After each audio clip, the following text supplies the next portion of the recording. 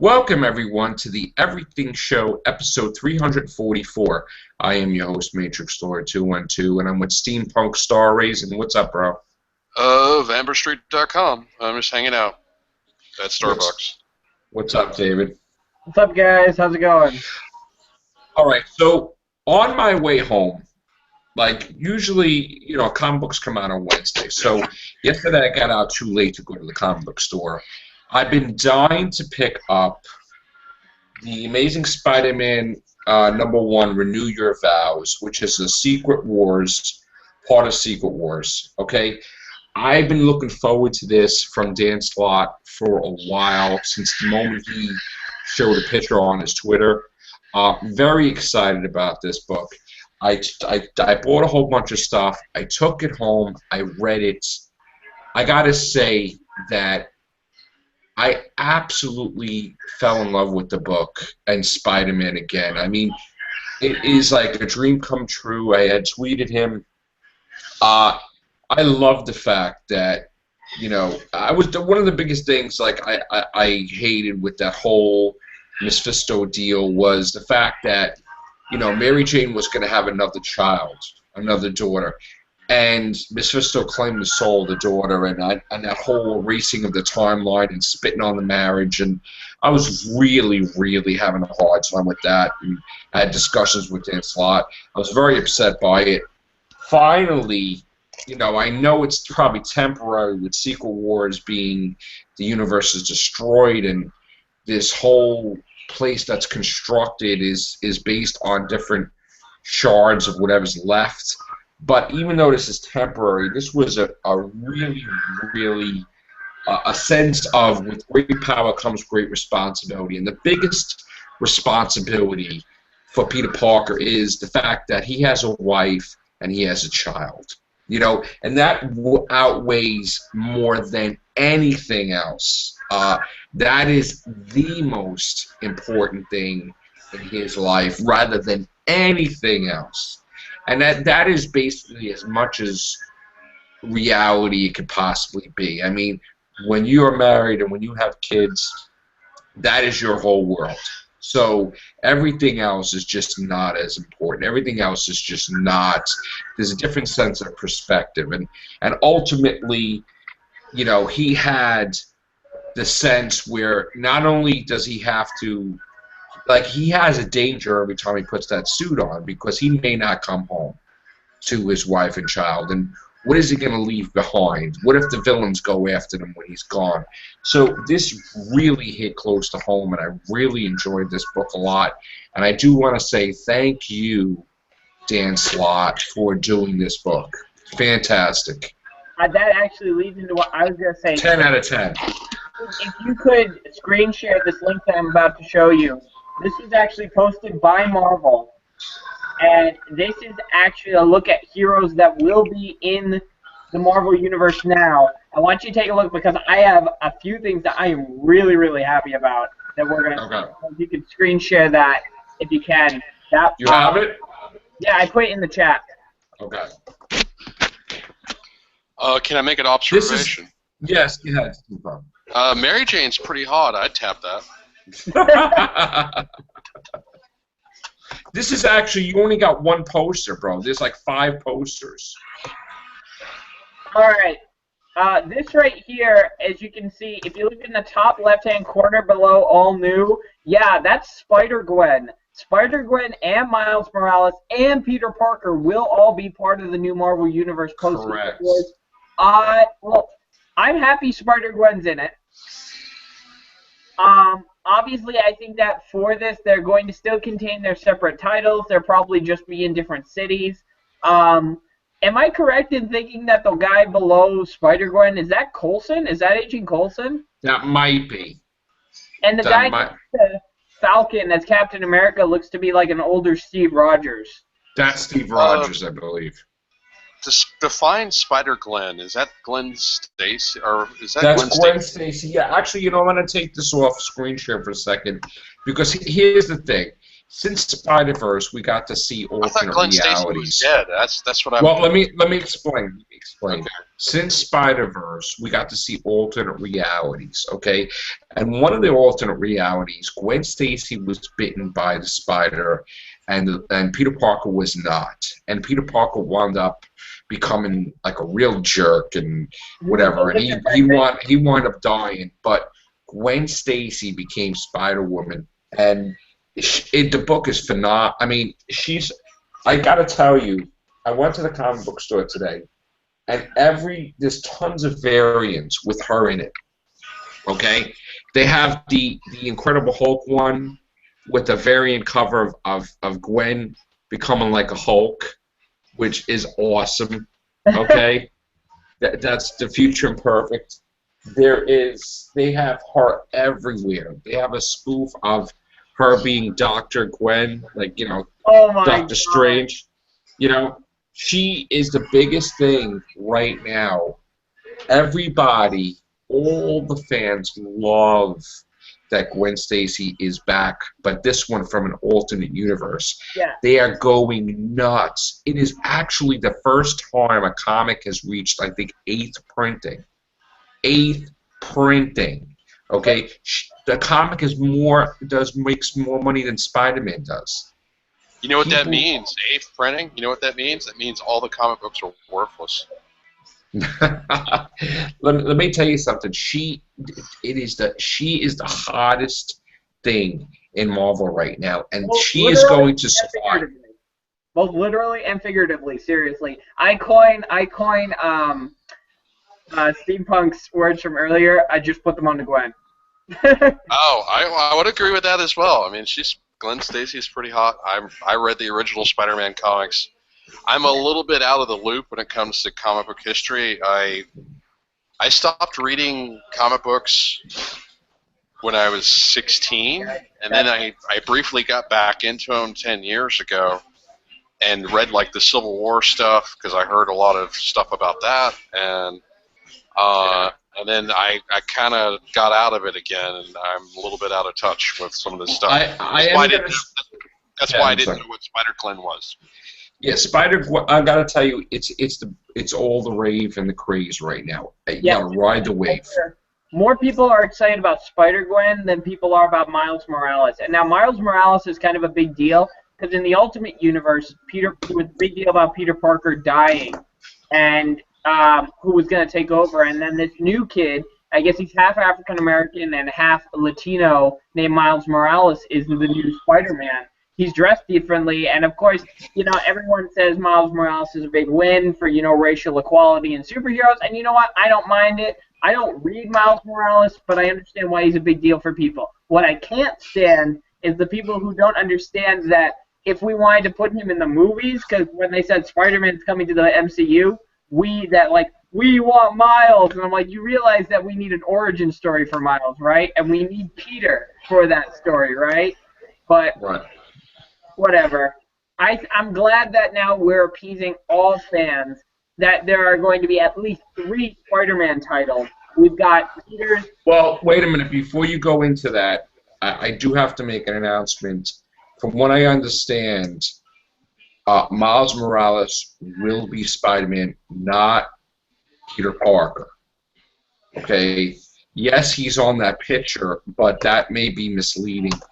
It turns out that Miles Morales will be called Spider-Man. I don't know what's going to happen. I don't know if the Renew Your Vows is going to carry over where he's going to be married with a child. But it looks like Miles Morales is Spider-Man, not Peter Parker.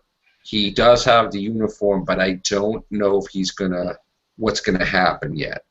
Okay. Are you sure Spider-Man's going to appear in the Captain America Civil War? Yep.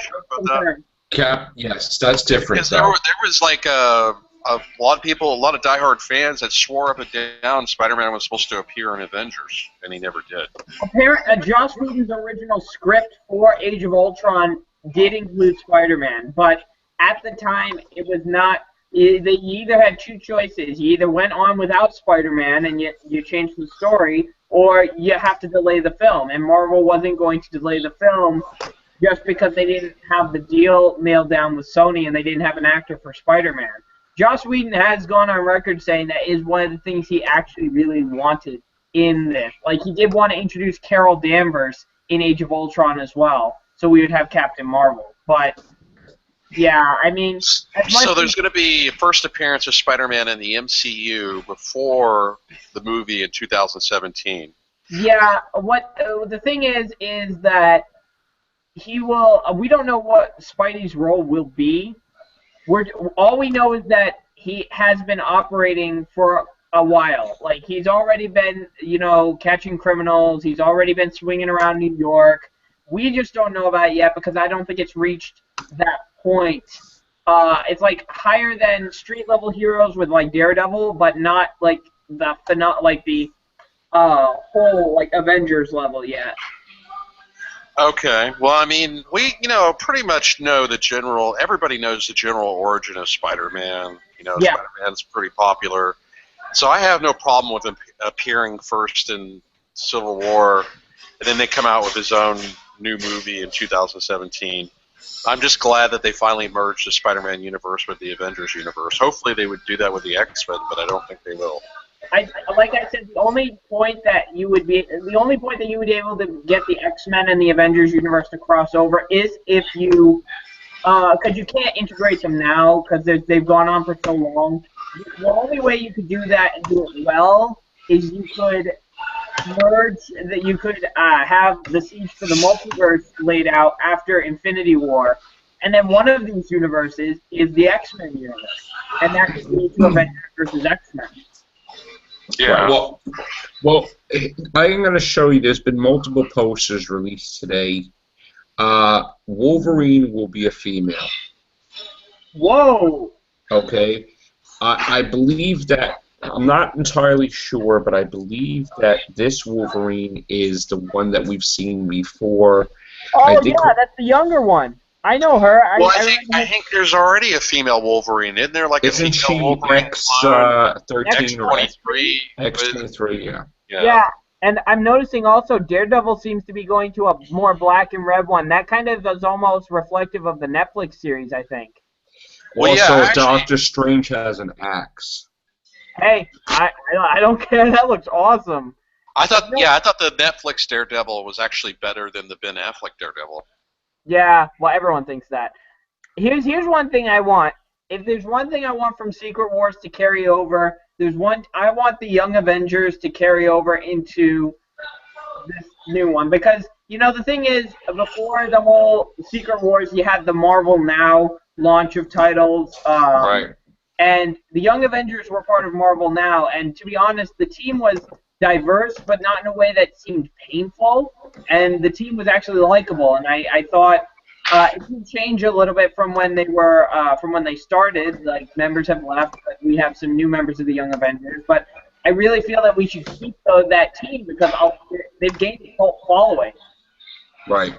Well, I heard a rumor that in the MCU that they're setting up for West Coast, East Coast Avengers. Let me just comment on that. I did read Renew Your Vows, and they do state that they had Hawkeye, they had Mockingbird, they had Tiger, so it looked like Captain America was talking to the West Coast Avengers. Again, just to give you a brief synopsis, Doctor Doom was the survivor, so he shaped the universe, and he is God. Okay, it's the United Doom States of America. United Doom States of America, whatever. He took over the world.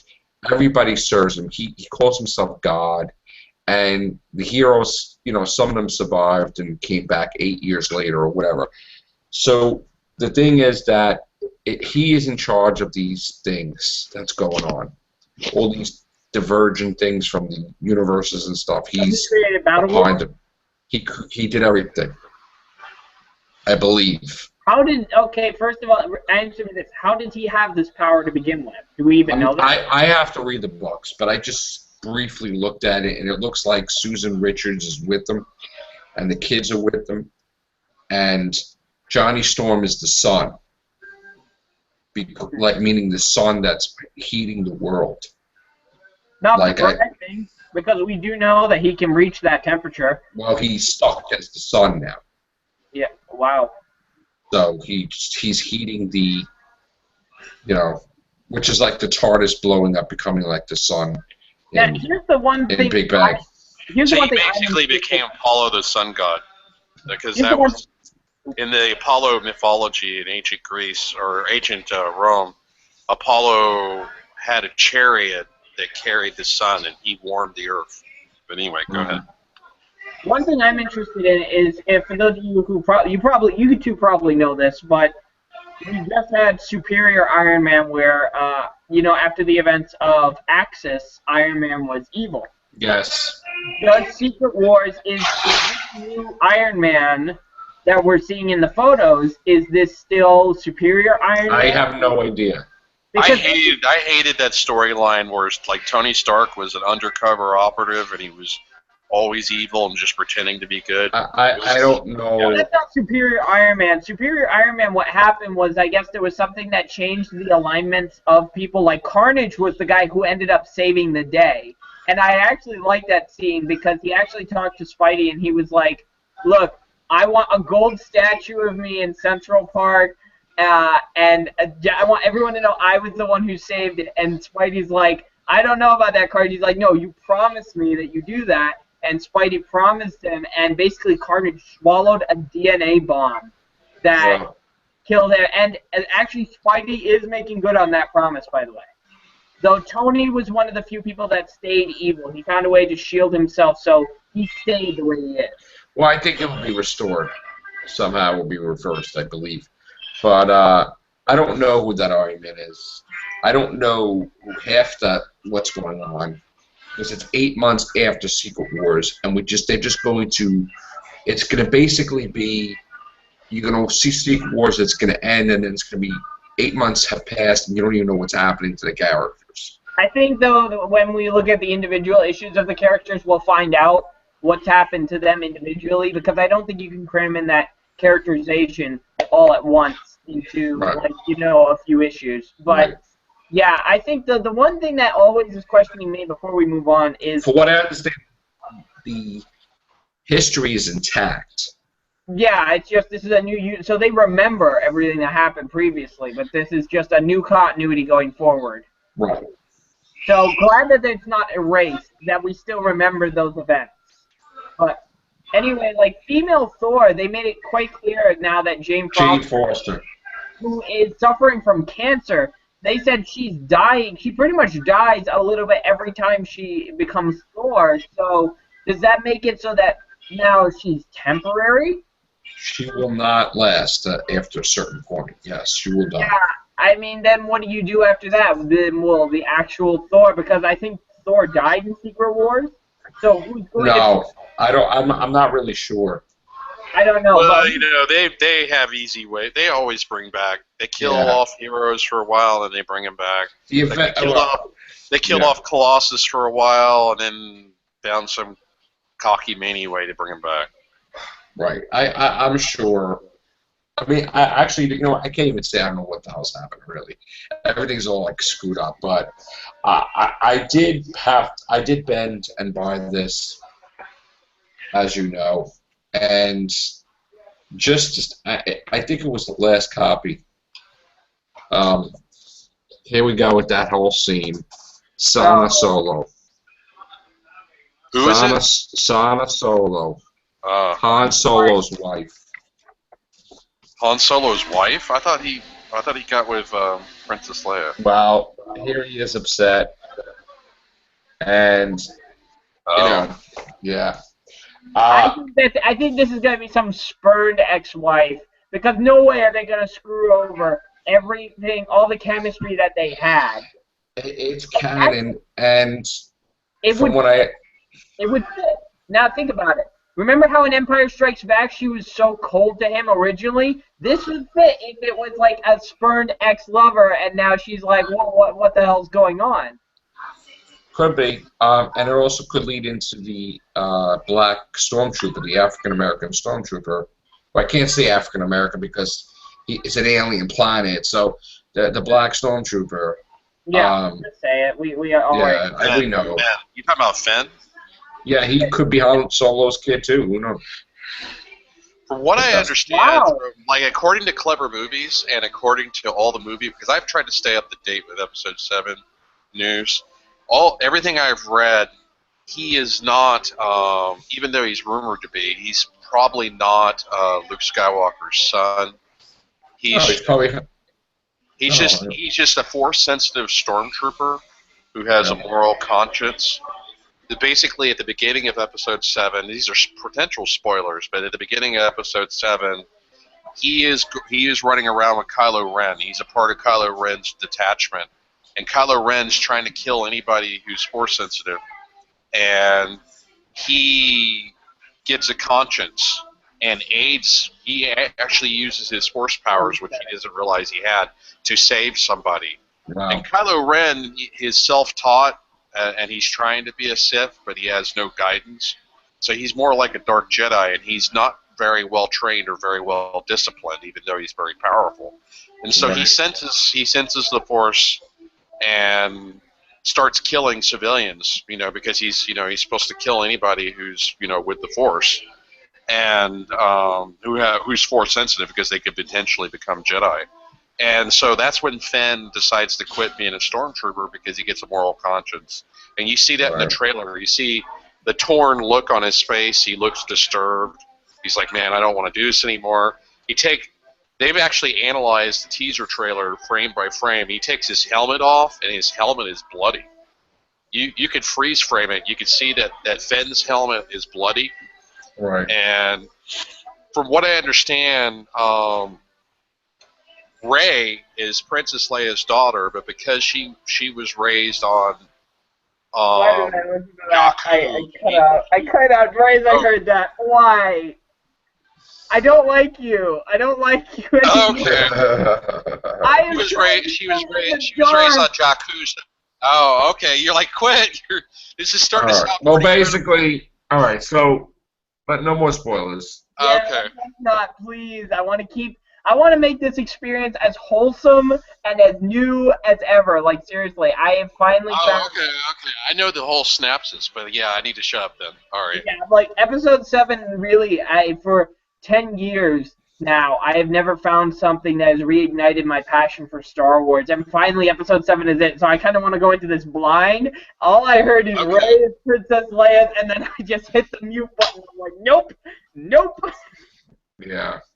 So, but I pretty much guessed what you said, and yeah. Anyway. Well, I'm just biased because I went to Star Wars Celebration and I got a lot of spoilers from going there, and I got a better idea of what it was about. But yeah, well, it's really not surprising because I honestly felt that one of those three were connected to the Skywalker family, and out of all of those, Rey seems to be the one that I think would be it. So, even if that's it, I aside from the family ties. That I pretty much knew someone was connected to them, but whatever. Let's move on to a different subject. It's not spoilers. So. All right. So you do your article. Give me 2 minutes. I have to step away for a second. But right. Yeah. This is interesting because the director of Jurassic World, Colin Trevorrow, talked about Joss Whedon's comment about a clip that was released before. It was a clip showing Bryce Dallas Howard's character and Chris Pratt talking to each other, and Joss Whedon went on and called it sexist, and he retracted that statement. Whedon has since gone on record saying he regrets his Twitter comment, calling it bad form on his part. What's interesting, though, is that the Italian site Bad Taste asked Trevorrow about Whedon's criticism. The Jurassic World co-writer-director said that he doesn't altogether disagree with Whedon's complaint. This is quote from Colin. He said this: "I wasn't bothered by what he said about the movie, and to be honest, I don't totally disagree with him. I wonder why Universal chose a clip like that shows an isolated situation within a movie that has an internal logic. That starts with characters that are almost archetypes, stereotypes that are deconstructed as the story progresses. The real protagonist of the movie is Claire," that's Bryce Dallas Howard's character, "and we embrace her femininity in the story's progression. There's no need for a female character that does things like a male character. That's not what makes interesting female characters, in my view. Bryce and I have talked a lot about these concepts and aspects of her character. Yeah, I think the biggest problem I heard with Jurassic World, I mean, for people who haven't seen it, they look at Bryce Dallas Howard in the trailers and they go, "Oh, she's so uninteresting, she's so boring." But anyone who's come out of the film has praised her character. So really, it's like, it's which one's which. And Bryce Dallas Howard actually saw the comment also, and this is what she said for the Huffington Post. He's a hero. He's an amazing guy and a champion for women in the industry. Marketing for a film is tricky because you release stuff without context. Of course, there was a part of me being such a fan of him that was like, no, especially because when you see the movie, it's not at all like that. But we make movies and it's out there for public opinion, and I hope he likes the movie. And really, I find this kind of ironic, considering the whole backlash that Joss Whedon got over Age of Ultron. Like, seriously, like, stuck up for him, Mike. What? He stuck up for him, I believe.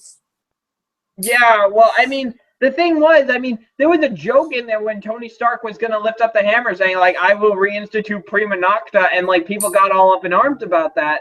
And I'm like, that's perfectly in tone with Tony's character. I mean, I don't know if this is, like, people being overly sensitive about something. I felt the Prima Nocta thing was people being overly sensitive about that, but that's my view. I understand people get offended about something, but again, this is a movie. We need to just the filmmakers are obviously not trying to go out of their way to offend people, and I feel that this people get offended with every little thing in this day and age. You can't say anything. Yeah, like literally, it's everything is a problem. Everything is horrible, and everything is just racist or sexist. But whatever. I feel that looking at this, I feel Joss Whedon shouldn't be the one calling out Colin Trevorrow over this clip. First of all, because he wasn't responsible for releasing the clip, number one, and because we get more context within the movie about the relationship between Chris Pratt and Bryce Dallas Howard's characters. And second of all, it's the pot calling the kettle black, because you're guilty of the same damn thing in your own movies. Whoops, sorry. Pardon my language. But that's all right. I mean, yeah, seriously though, if you want to go about it that way, Joss Whedon is just as guilty for what he did. Joss Whedon's a terrific filmmaker. I just don't agree with some of his outside views. But professionally, I do admire his work. And I will go see Jurassic World because, from all intents and purposes, it looks like a fantastic film. I think it's going to be great. I think it will be great because it's going, as much as people are saying nothing's original these days, well, Jurassic World is kind of original in a way that it's going down a road that none of the other films have gone before. So while it is connected to a franchise, this is something we really never saw. I've been dying for another Jurassic Park for a while, so I'm happy. Yeah, we've been waiting for 22 years for a good sequel. Now we're finally getting one. Yeah. So. Yeah, but yeah, that's just my views on it. And it's the first of a trilogy, by the way. Supposed to be. Now that's where I scratch my head, because now even if you isolated like Jurassic Park 3 from it, because really I don't think anyone else would know about what happened in Jurassic Park 3. But how do you keep quiet what happened in San Diego and what happens in this park, and and you keep that, like, the government from coming into that? Because seriously, what do you do? Because originally the plot for Jurassic Park 4 was going to include, like, have dinosaur soldiers. I'm not kidding. I know, like, I guess enhanced stuff, right? Yeah, it's stupid, but whatever. I really hope, I don't think you could do another film after this, like, unless you had that there were survivors of the park that are living on the island trying to find a way to escape. I don't know. I really don't know what they're going to do with this movie. But let's just focus one film at a time. I think Jurassic World will be great, and even if subsequent sequels suck, we'll still have Jurassic World. And we'll have the original Jurassic Park as well. Yeah, So that's that's fine. it. So, yep, that's it for me. I really don't have anything else. You got anything? Well, again, I do want to get into the facts that with the comics, you know, I do got to say I love this craze with Gwen doing it, like all these variant covers, and Yeah. you know, I'm so glad because I always loved Gwen Stacy. I'm Gwen so Stacy, glad I love that her her more than, yeah, Margin. yeah, I love her more than Mary Jane. Now, I'm glad she's finally, after so many years, she is like all over the place. Like she's basically so popular that people are just going crazy. Yeah. You know, so finally, Oh, it's here's nice. something. Rumor: Jason Statham could play Bullseye in Daredevil season 2. Really? Wow. I'm on board with that. I guess he would love to be on the Daredevil series, wouldn't he? Yeah. Yeah, I mean, let me see. Let me take a look. You see, this is where I find all my stuff. People don't like Facebook, but you know, you can get some good stuff. Yeah. Let me take a look. Leaked audition tape seemingly confirmed that Elektra is on the way in the next Daredevil run, and after an Easter egg in the first season, Bullseye may be introduced as well. The pair represents the other half of the core cast of the original Daredevil film that 20th Century Fox released starring Ben Affleck in 2003. You know, the movie we do not speak of. Long before Marvel Entertainment reacquired the rights to Daredevil in 2013, Fox made several attempts to reboot the brand, and in 2008, British star Jason Statham expressed his desire to play the Man Without Fear in an interview with LA Times. Could a British actor, he said, and I quote, "Could a British actor wear the red horns of the Man Without Fear? Absolutely, just give me the chance. I would love to be Daredevil."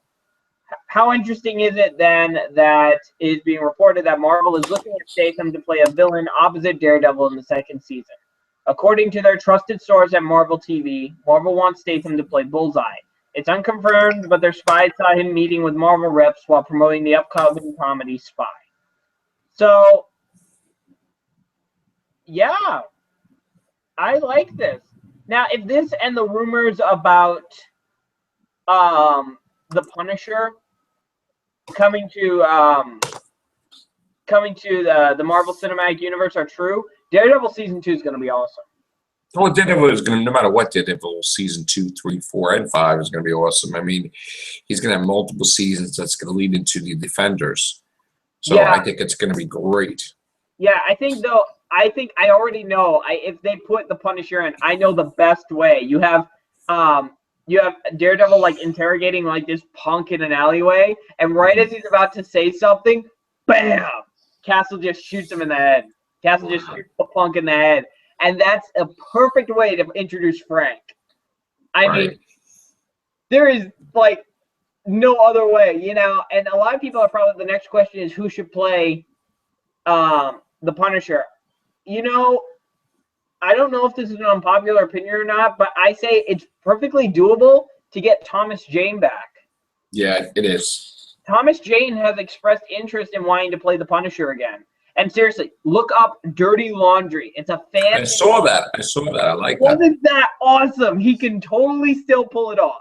He can. Yeah, so that's my thing. Jason Statham is Bullseye? Yes. What is it? What was his name? I just said his name. Oh, what's his face is the Punisher? Yes. Thomas Jane, yeah. Thomas Jane. I just lose it. It just left my head. That's all right. I'm excited. I know. Yep, moving on. So, what were you saying? What was I saying? I just, I lost my train of thought now, too. You were talking about Gwen, and then you were moving on to the comics. Oh, yeah. We're also going to have a new Hulk. Really? Yes. Not sure what's happening with that. It's a little odd. Yes, it's going to be unrecognizable Marvel, basically. So I'll have more details on that later on. And I'm actually going to read Secret Wars and try to make some sense of what's happening here rather than just like, skimming the pages. But I did read Renew Your Vows. and I thought it was absolutely fantastic. Great job, Dan Slott. Again, very happy with this book. Nice job. And I'm one of getting all the Gwen covers because Spider Gwen, Gwen in this, Gwen in that. Because I'm just so you know what's funny? I was talking on the Everything Show about how pissed I was with all these gimmicks, you know. Yeah. Then I go to the comic book store and I feel like a kid again, getting renew your vows. The next thing you know, I'm like, oh no, you know, because I just wanted to keep it to, you know, Spider-Man and Silver Surfer, you know. Then I get Sega Wars of getting like, you know, Peter David. I love Peter David, his run on the Hulk. So I want him getting this, you know, Future Imperfect. Excited about that. I want to get the tie-in comic with Age of Ultron versus Marvel Zombies. Yeah. And then I read this, actually read this, Years of Future Past. And that was really good too. I like that. Yeah, so, that's the big question now. What's going to be the role of the X-Men going into this universe? Because we've seen the Avengers, we've seen superheroes that are going to survive. I think the X-Men are going to get really shafted in this. Like, the X-Men could, who knows if they're in another universe or something. Who knows if they're just going to be out. Well, yeah, because they've kind of they've been real dicks. See, the issue is Marvel does not want to promote any of X-Men and, you know, Fantastic Four because the 20th Century Fox has the right. So I really don't know what's going to happen. Well, really, you can't just make the money off the movie alone because merchandising definitely has a huge part in, you know, promoting the film. There's going to be no figures. There's going to be no action figures for X-Men. Yeah, like seriously, a lot of people, how are they going to promote it? I'm like, yeah, exactly. That's the question. You have no action figures, no toys. Marvel won't allow it. Yeah, Marvel's not going to. They're trying to bury it.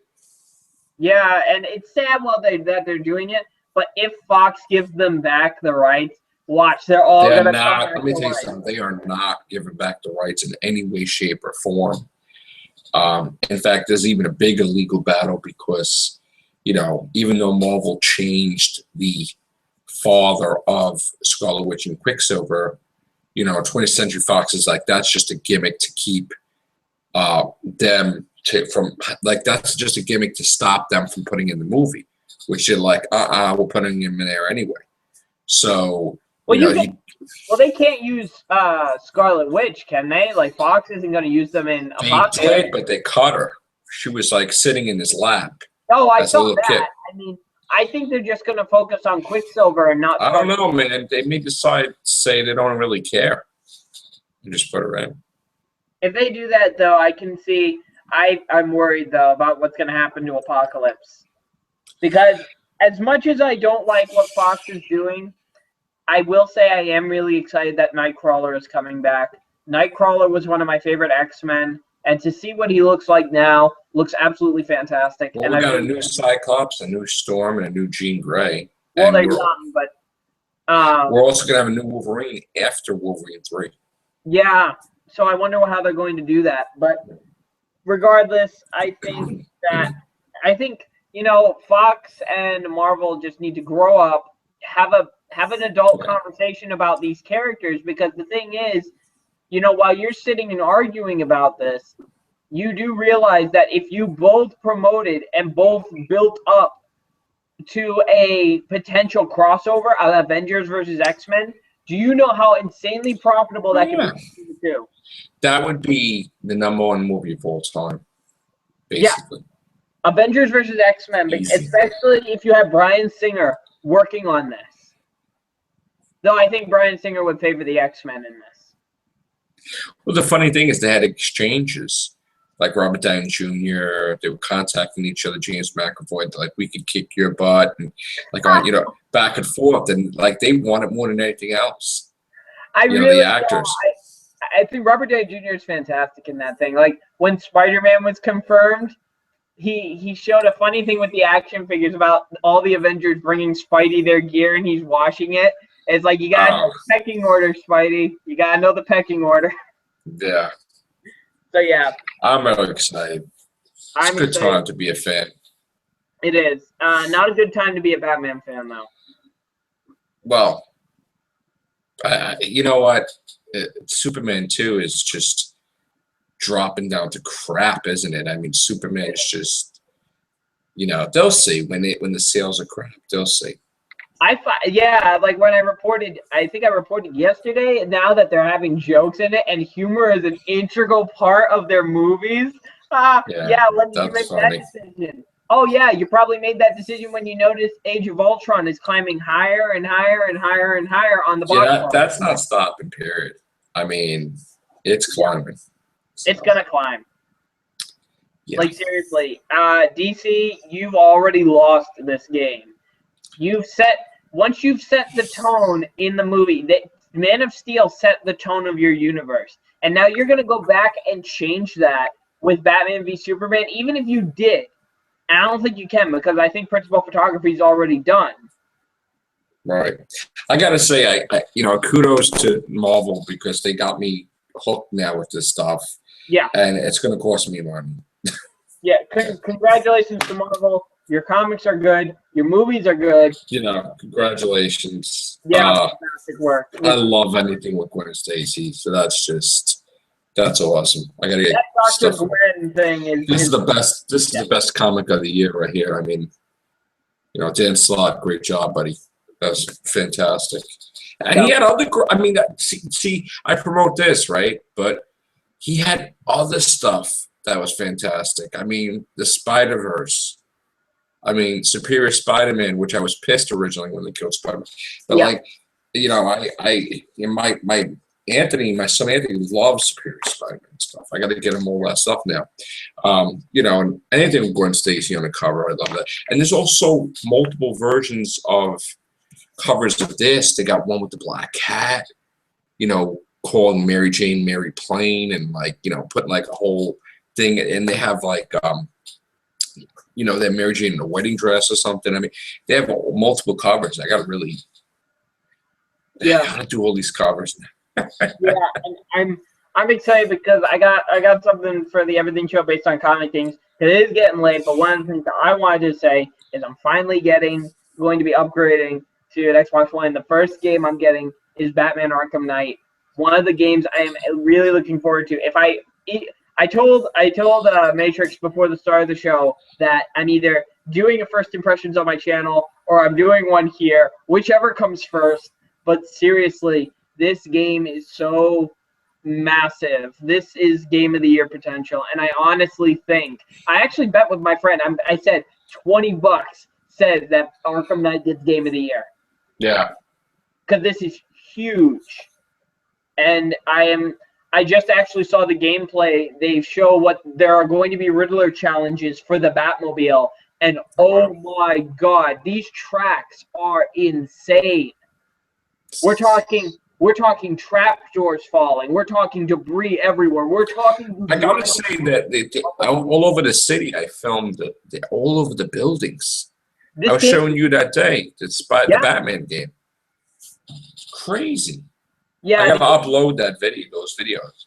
Yeah, the game's fantastic, and it's everyone who's seen it already has said it's good. Actually, Batman Arkham Knight is confirmed for E3 2015 that they're going to appear. What I think I know what they're going to show. I think they're going to show the Batgirl expanded story called A Matter of Family. We're going to see a preview of that. We're going to see a little bit of what's to come with DLC later, because a lot of people, there was a huge controversy over a $40 season pass, and that is expensive. But I was kind of like, whoa, that's like really, really a little much, don't you think? But then looking at what we're getting, the sheer massive amount of content we're getting, I am just blown away, and I really want to see more. I want to know more before I comment. And I'm just, it's to be able to play as Barbara Gordon. Now, that'll bring the total of characters. If you pre-order it at GameStop, you get to play as 7. Wow. That's, Batman, Nightwing, Robin, Catwoman, Harley, Red Hood, and Batgirl. That's massive. And I'm like, please. What do you have, PS4? Xbox One, I'll be getting a Xbox One. You get Xbox One. I'm getting a PS4 for the kids. Yeah, you guys get that first. You guys get everything first. What's that? PS4 is getting all the content for Arkham Knight first. And you guys also get the ridiculous Adam West costume. But you also get Justice League 3000 Batman. I hate you so much. That costume looks awesome, but whatever. Oh, before we go, I do have to give a brief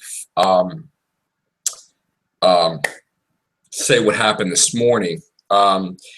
As you guys know, I have to find time to write my book. So throughout the day, could be in the morning in my commute, I'm writing my books on my iPhone.